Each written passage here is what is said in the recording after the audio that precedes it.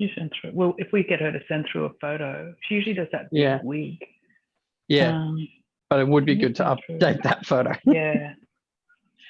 Alrighty, I think, yeah, we're live on YouTube now, everyone, just so you know. I've just had a message. Yep.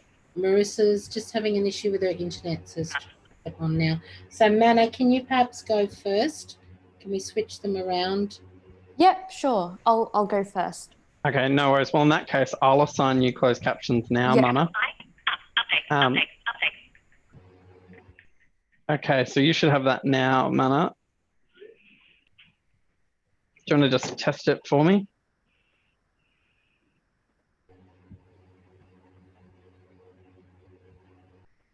Yep, we can see that. Thank you.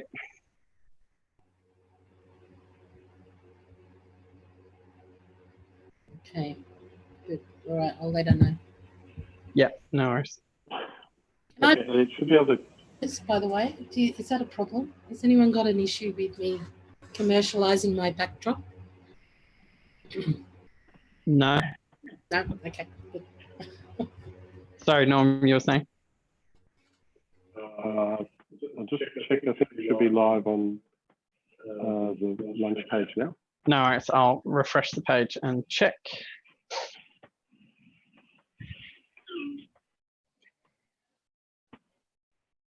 Yep, we're live on the little lunch page now.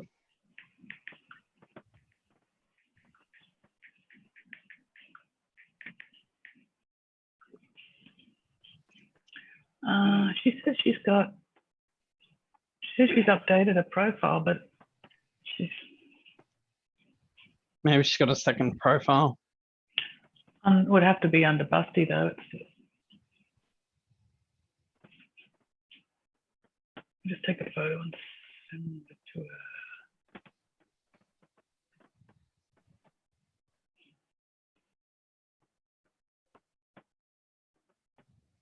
Oh, she's got more information in the text. Maybe that's what she means. No, she says she's done a photo. Oh, okay.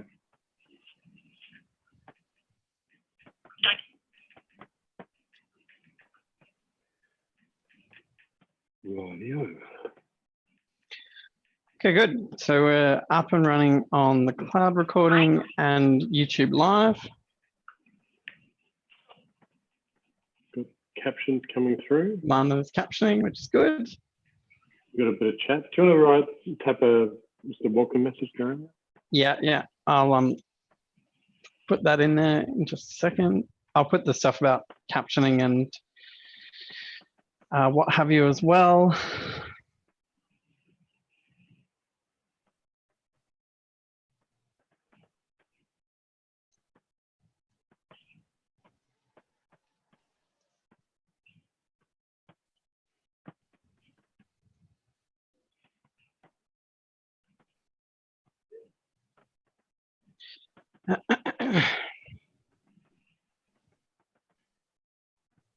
Do we know where our talent is? No. Coming, maybe. Probably watching that other show. Probably.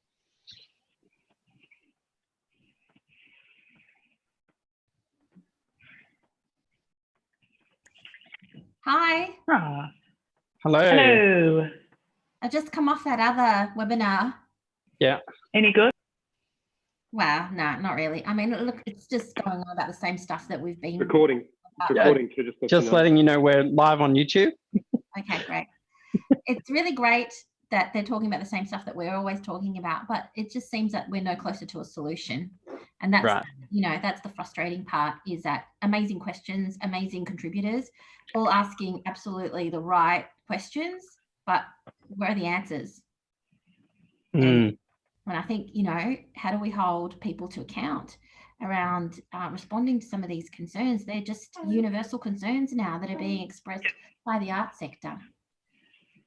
Hey, Veronica. Just We've got that. 1 second. I'm online here. My next class is meant to have started 7 minutes ago, and I've been waiting and nothing's happening. Okay. Oh, I have to excuse myself just for a moment. No worries.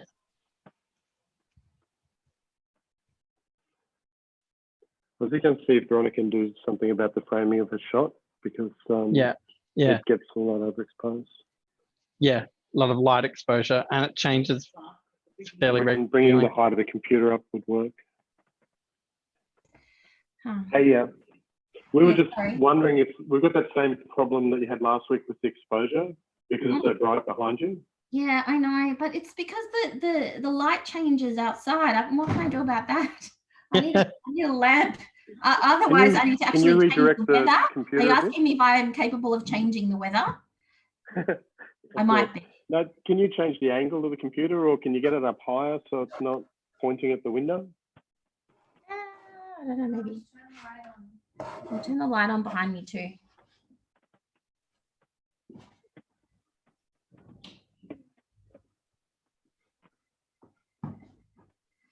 Okay.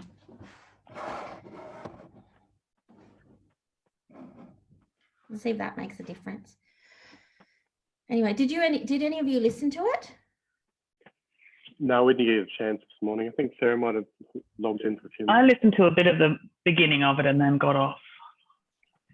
Yeah. Well, I think that, I think the questions that people are asking, like, they're just phenomenal. People really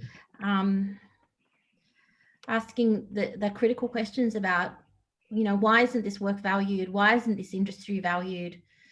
Why is its impact not recognized? How do we tell that story more effectively in a way that has impact for decision makers?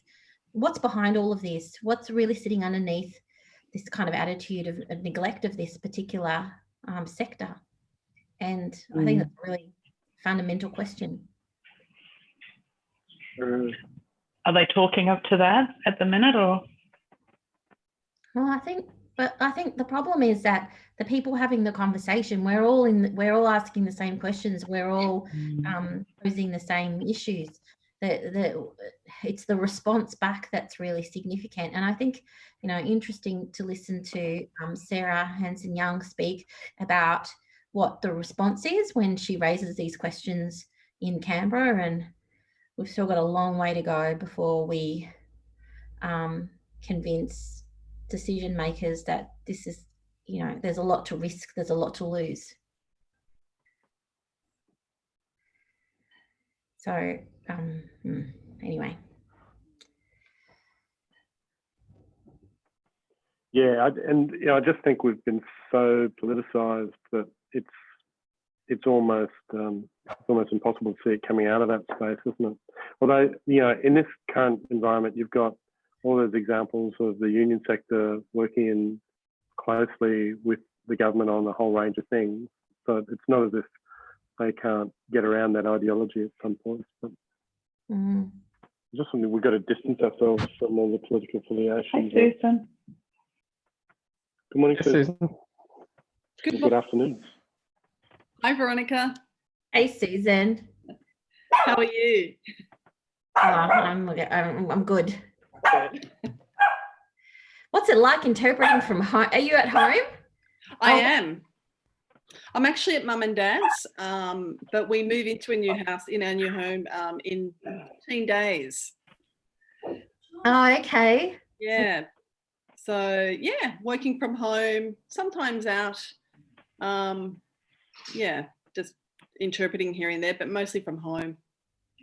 Yeah, it must be so weird, in your role, you're always kind of interacting directly with people, and just to be in your home and negotiating language, meaning, communication via this interface. I know. It's not the same. And it's not, no. Especially up here, yeah. Yeah. It depends who you're working with. If it's deaf professionals, this happens all the time. So it's nothing new, but it's the deaf community, the ones, grassroots who you're working with out in the community. That's completely different. Yeah. Yeah. It just goes to show how little people understand about sign language and the importance of space. That this kind of two-dimensional engagement somehow replicates the experience of hands, bodies moving in space, but it just doesn't. And we lose so much meaning that way. Yeah, I totally agree. Yeah. Yeah. It's, you know, and I think for a lot of arts organizations, this is possibly the first time that they've really worked, you know, with a sign language interpreter at close quarters like this. It's generally quite remote in the sense that, you know, well, you know, Susan Cumming from Auslan Stage Left, people contract the Auslan interpreter, they do their business to the side of the stage and it's over. But, you know, there's so much more to it, isn't there? There is. Yeah. Hi, Priya. Hi, everyone. Hey, Priya. How are you? Good. Our internet's a bit clunky today, just giving you the heads up. Do you have any options with connections there, Priya? Yeah, I've shifted to my phone so that it will hopefully stay connected, but just in case I pop out, Yeah. you'll know why. Send you a, I think the kids yeah, have all we'll send you a started chat school. message. I can't.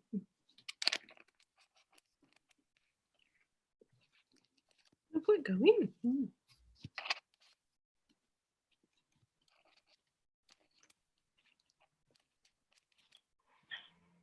Something in there, it's dirty.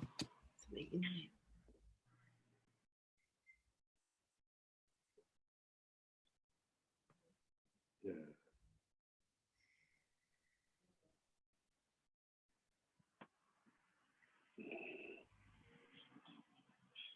Veronica, Yeah. We'll send you a text with this, but just a heads up that the lunch tomorrow is changed from Arts Access Victoria to Hot Brown Honey. You're doing and Busty Beats are doing a takeover for the day, and then we're moving the next. Can you email that to Priya? So that we can, do you want to just say that maybe what at the end of the session, or do you want to if you send it now, we can with that. The end would be good just to let people know, because that's probably when more people will be online as well. Okay. So just that there's a change tomorrow that will be updated on the website, and then Friday we wanted to pick up the conversation that came out of yesterday's lunch about what we can do as a sector to boost the amount of money available to independent artists. We're going to spend a kind of facilitated conversation about that to work out what we want to do as a group on that topic. Yeah. I think So I'll send you a. That's fine. If you don't mind just emailing that to me now, I'll include that. We'll do. Do you want me to do it just as a chat text, Priya? And paste that now. Did you hear that, Priya? Yeah, I heard. And I just said you can send it to me. No problem. And I'll make sure I get it. Thanks, Priya. On mute now. Hello, Eleanor. Shall we kick off then, Priya? Yeah, that sounds good. A few people have entered, and I think that they're all sort of texting on the Zoom chat already about which country they're on today. And those of you that have just started to join in, if you could keep doing that, that would be wonderful. Namaskaram, namaste. I'd like to acknowledge the Bunurong people and the Wurundjeri people of the Kulin Nation. I live and work on the lands of these people, and I pay my respects to their elders, past, present, and emerging. I also acknowledge the gods, goddesses, spirits, elders from my culture who are here with me. I acknowledge that sovereignty was never ceded and we exist on stolen land. My name is Priya Srinivasan. I'm an independent artist and also the co-director of Sangam, the first performing arts festival of South Asia and diaspora in Australia. I'm originally from Tamil Nadu in South India, but I came to Naarm here from when I was quite young. More about me later, but in the meantime, here's just a few housekeeping notes for today's lunch. I'd like to thank Feral Arts for inviting Veronica and I to share some ideas today, and we've got wonderful Eleanor Jackson joining us as well. But just as a reminder for all of you that the lunch today is being recorded and will be live streamed and available for viewing afterwards on www.llol.com.au. We'll be sticking to the 30-minute time frame because of the sign language interpreters and captioners, and also everyone's time limits. If there's also live captioning, and if people click on the captions icon on Zoom, they can see that. There's also live Auslan. Thank you so much. On the left, can you see, can everyone see the Auslan? Yeah, okay, great. And if people who want to ask a question can type it in the Zoom chat or put your hand up on Zoom itself, and then we will try and address you whenever we get a minute. And in the meantime, if you can keep your mics muted unless you're speaking, that'd be great. If there are any technical problems or feedback, please contact on this following email, contact@artsfront.com. I think that's it. Was that it for all the housekeeping stuff? Great, thank you. I'm co-presenting today with the incredible powerhouse many of you know as Veronica Pardo, CEO of Multicultural Arts Victoria and former CEO of Arts Access, who stepped down from her position to make room for a leader that reflected the diversity of that institution. I'd like to ask Veronica to say a few words about herself and her practice and where she comes from. Thanks, Priya. Thank you for that introduction. That's very complimentary. I'm Veronica Pardo. I'm the CEO of Multicultural Arts Victoria. I live and work on the lands of the Wurundjeri people from the Kulin Nation. And I also pay my respects to elders past, present, acknowledge that sovereignty has not been ceded and that this is and always has been Aboriginal land. Priya always insists that I introduce myself. I'm always very reluctant to do it. I've had this practice of kind of, sitting in the background of the work that I've been doing for a very long time, which is where I find myself most comfortable. But Priya is always insisting that, introduce yourself. People need to know who you are. So I will tell you that I am a migrant to this country. I came as a young girl. I hail from a small country called Uruguay, population 3 million, so very small. It is also a colonized country of European settlers, predominantly Spanish and Portuguese. So Spanish is my first language. The indigenous people of Uruguay are the Charrúa, the Chana, Arachan, and Guarani. They are also, they've also been all but wiped out due to territorial occupation and war. So I stand in solidarity with all Indigenous peoples across the world and their collective struggle for reparations and Indigenous sovereignty. Thank you, Veronica, for your introduction. Really appreciate it. And I mean, I would really like to now introduce the fabulous Eleanor Jackson, who we're so grateful can join us today. Eleanor Jackson is a Filipino-Australian artist, poet, performer, arts producer, and community radio broadcaster. She's the author of A Leaving by Vagabond Press. Her live album, One Night Wonders, is produced by Going Down Swinging. She's a passionate advocate for diverse and inclusive cultures, and she is a former editor-in-chief and now chair of Peril Magazine and vice chair of the Stella Prize. Eleanor, if you would like to speak a little bit about yourself and your practice before we begin asking you some questions today, that would be great.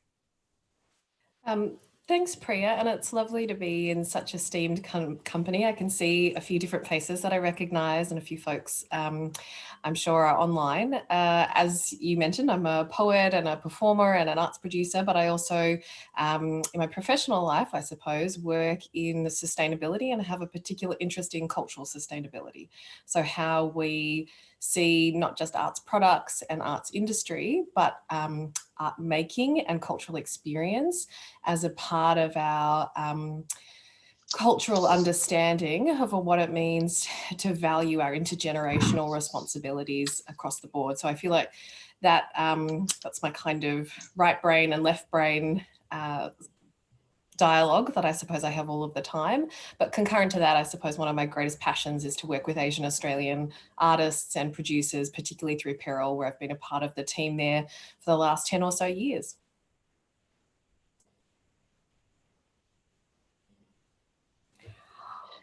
Thank you so much, Eleanor. What a great introduction.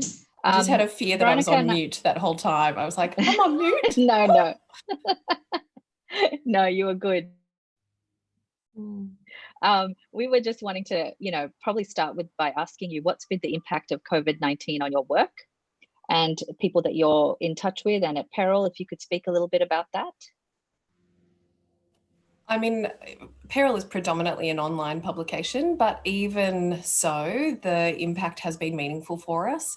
We review and engage with public arts events, and in this case, particularly Asiatopa, and I think the progressive impact upon that particular festival and now the overall shutdown of the arts sector has had an impact on our work. And while the bulk of our work is online, we also host exhibitions, we've cancelled events, we've had partners whose work is no longer, I guess, viable in the current circumstances. And we've had to really reorient the work that we do to not just reflect those changes and that impact across the arts sector as a whole, but also to really be cognizant of the fact that all of our team are predominantly volunteers, that they are arts workers generally speaking, but they cross-subsidise much of their work with Peril as a very small organisation. They cross-subsidise that work through other institutions, and those income streams are in many cases no longer there. So we're trying to take an attitude of really understanding not just our desire to continue our work, but to be really sensitive and thoughtful to our team as individuals and as members of communities. So they have, they're impacted as arts workers, they're impacted as a part of this holistic industry, they're impacted as individuals, but they're impacted as people who are family and friends and by and large connected to the Asian diaspora. And so their families are not necessarily close with them at this particular time. And so I think, we're really seeing that at a professional level, at a social and industry level, at a financial level, and then at the really personal level, that the impacts are quite wide reaching. And it's really hard to generalize, I suppose, how any one person is being affected at this time. And we're trying not to do that, I suppose. Can I jump in there and say, I'm constantly sort of equivocating between feeling like I want to focus on kind of the compounding of disadvantage and how we might ameliorate some of that, but also recognizing the enormous strengths of these communities. And we, have been estranged in a sense from our families, our extended families, by virtue of our migration histories. So therefore, we're very skilled at maintaining connection over distance.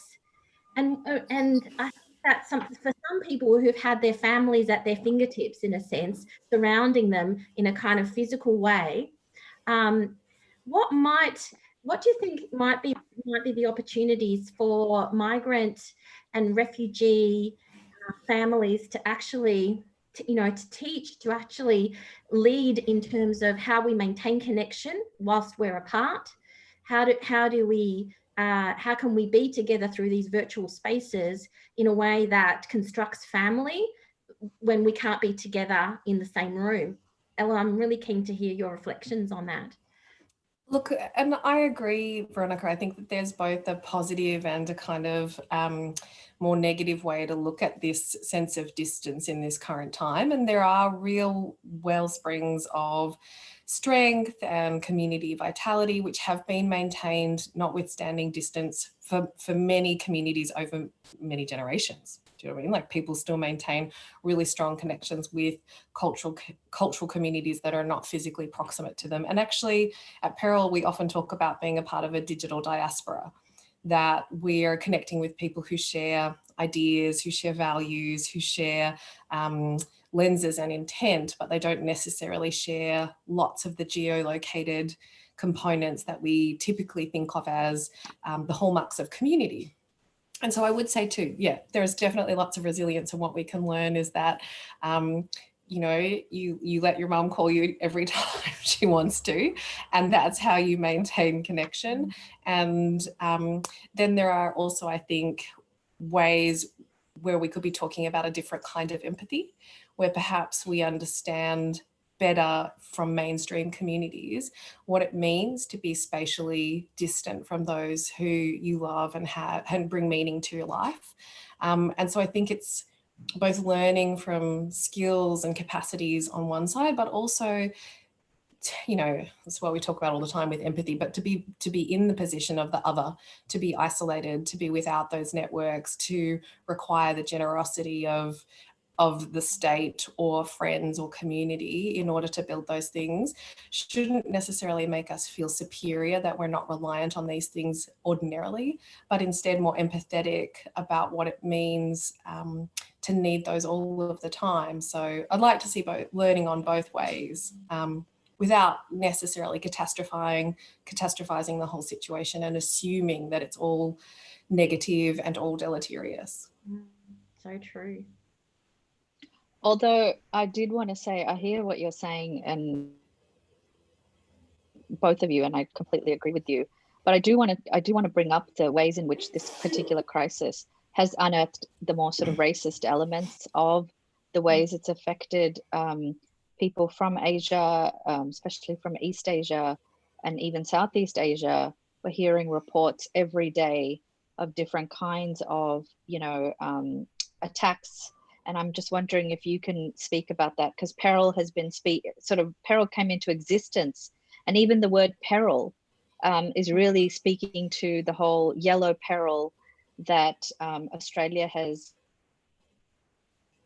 always thought it has dealt with. And so if you could talk a little bit about the idea of peril being really important right now for us to understand what some people of color are going through. Oh, I can't tell. Just switch to you, Veronica. Were you about to say something? No, go.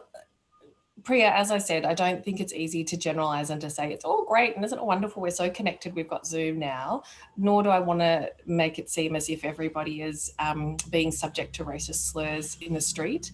But I think one of the things that crisis always does is that it exacerbates existing inequalities and that it then generates new ones. So, you know, in a kind of period of economic freefall, we, and by we I mean Australia, kind of mainstream normative Australia, has typically prioritised the state and those bodies or agents that fit within the state's understanding of what is legitimate and acceptable, and often that is really connected to individuated, masculinized economic capacities, which I think in Australia it would not be unjustified to say that those have been also intertwined with the colonial project and with an understanding of whiteness. So migrant bodies, less, I guess, less conforming bodies, and I don't just mean like the body, I mean like the person, those are often sidelined. And I think that in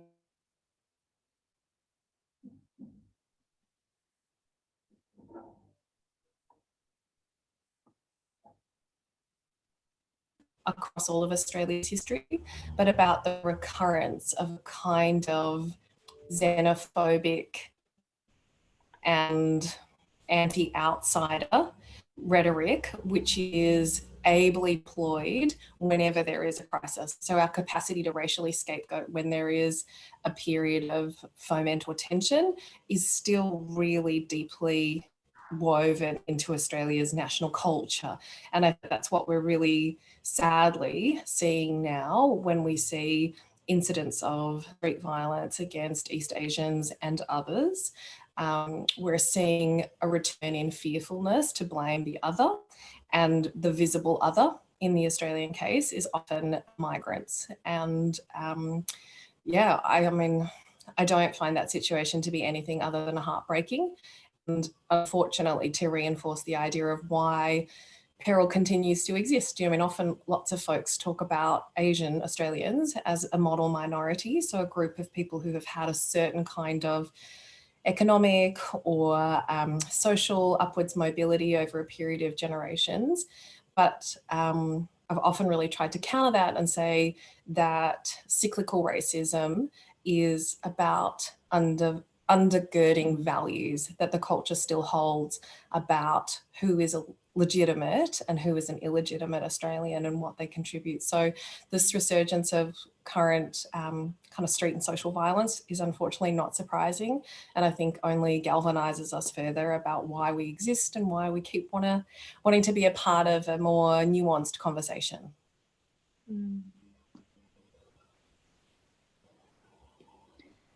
And can I also just say, that's fantastic. Thank you, Eleanor, for that response. But can I also ask, what do you think are potential opportunities long-term that could come out of this crisis for us, that could serve us in the future? Meaning, if we keep diversity at the core of this restructure, how do you think it might shape up from your perspective? I guess I'm trying to be quite hopeful and to really understand that although this will be a period of broad reaching change, that some of that change may be productive and meaningful. We've been talking a bit about peril, about what we want to do, and I guess our first hope is to endure. And then also to sustain. So to think about what a really critical and conscious rebuilding of the Australian arts sector would be if we were to think about our communities, not just audiences, if we were to think about our methods of engagement as being beyond the capital. So what do we do to get people to buy more tickets and come to more stuff and make more art products? But to be a bit more about, I suppose, one of the foundational points of art, like the sense of art as a kind of foundational and paramount symbolic language of culture. And so for us, that's a bit more about seeing a hierarchy of values around rebuilding an arts sector to try and see how it can value cultural vitality, how it can think about social equity, where its environmental and ethical responsibilities lie. And underneath that is economic viability. But I think if we start the hierarchy by saying these are industries and businesses, they have been affected by this downturn, we need to reinstall their industry status so that it profits in ways that are either, I guess, reflective of the past or presumably a bit better, then I think that we will continue to see a sidelining of some of the broader issues, which are about every Australian's right to cultural expression and to the kinds of democratic participation that we actually see are enabled by the critical thinking, feeling and understanding skills that are a part of art and art making and art being in the world. So I do think that there are opportunities, but I don't want to be unnecessarily optimistic to say that those would be everybody's agendas. I think understandably in a vulnerable period economically, lots of sectors will want to try and work out how to get bums on seats. And I guess there is a hope that if we were to see a real flattening of the economic model across the arts, that we might then say, what do we need to reinvest in to make this a more socially equitable industry or sector, with some of those other values in mind, I suppose, around community and social capital and the broader understanding of how arts contributes to our ethical conduct in the world. Can I jump in there, Priya? Thank you. Yes, please. I mean, I think it's a brilliant response, Eleanor. And just before starting this session, we were having a conversation about this very thing around how do we reshape the narrative about what is the purpose of arts and culture that transcends the kind of limited thinking that currently prevails around what is this industry for. But I wonder if you could speak specifically to the literature sector, the writing sector. I'm reading in social media and other forms that it has been disproportionately hit by funding cuts, and it is a sector that I think is important to reflect on, particularly around the diversity issue, because I think so much has been happening within that sector to try to elevate the voices of diverse writers, to try to grapple with the inherent problematic nature of our overall industry in terms of replicating for, you know, cultural forms of whiteness. Can you tell us a little bit about what's going on in that sector right now, and how this may negatively or positively impact on some of the work that we've been trying to do around pivoting those, you know, where the focus has been for writers? I was like, aren't there 8 minutes left? Would you like to ask a kind of fundamental existential purpose of the entire literary sector? Look, I mean, I don't think it takes... you know, what's the phrase? Do you mean this? Anybody could see that the literary sector is underfunded for do you mean there's an excess of supply and well, whatever? Do you know what I mean? I hate when I use economic terms slightly and I clearly don't understand them. But either way, there's an asymmetry between the amount of cultural production that we have and the amount of funding that we have to support that cultural production. And I think that has, yes, I love the performing arts and I love the way that the sociality of arts is really celebrated by that. But I think it's something that I've really seen in a kind of shift towards a very festivalized, public performance, outcomes-oriented form of art industry support, where we're about not just producing the art, but producing the circumstances for additional social consumption alongside the arts. And I think that one of the things that's really fundamental about literature is its durability and its permanence, and the beautiful ephemeral quality and the kind of